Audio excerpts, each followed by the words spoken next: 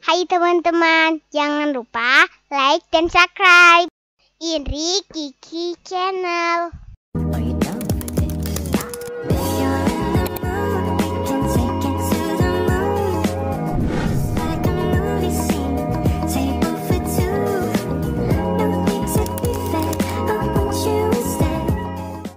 Assalamualaikum warahmatullahi wabarakatuh. Saya Adinda Auliani Jotami. Dan saya Faiza Akila.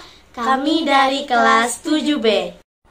Saya sebagai juri bicara akan mempresentasikan baju batik dari Bepulin Belitung.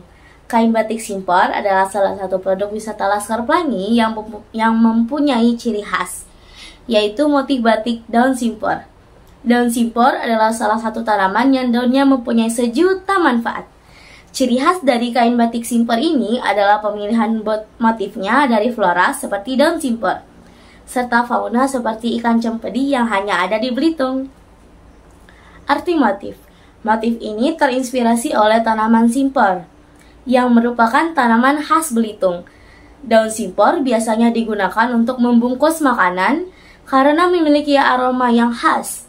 Tanaman simpor melambangkan kebijaksanaan dan cinta universal. Perbedaan bentuk tanaman simpor yang berbeda menandakan regenerasi kehidupan, keharmonisan dan saling menghormati antara yang muda dan yang tua. A few moments later. Cara pembuatan batik simpor.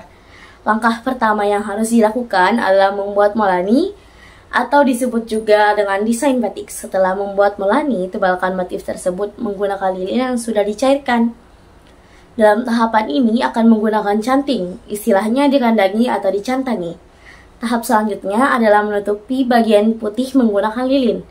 Maksud bagian putih adalah bagian yang nantinya tidak akan diwarnai dengan pewarna. Canting yang digunakan pada tahapan ini adalah canting yang halus. Sedangkan untuk bagian yang besar menggunakan canting kuas. Tujuan dari proses ini adalah agar saat dilakukan pewarnaan menggunakan pewarna, lapisan yang diberi lilin tidak terkena warnanya. Proses pewarnaan pertama ini dilakukan pada bagian yang tidak tertutupi oleh lilin. Celupkan kain yang sudah diberi lilin ke dalam pewarna tertentu. Setelah itu keringkan dengan cara dijemur. Setelah kain kering kembali, langkah selanjutnya adalah melukis kembali kain menggunakan canting. Tujuan dari tahapan ini adalah agar mempertahankan warna pada tahap pewarnaan pertama. Setelah itu, celupkan ke pewarna kedua atau tahapan pewarnaan kedua. Setelah tahapan pewarnaan kedua selesai, kamu bisa memulai menghilangkan lilin yang menempel pada kain. Caranya adalah dengan mencelupkan kain pada air yang sudah dipanaskan di atas tungku.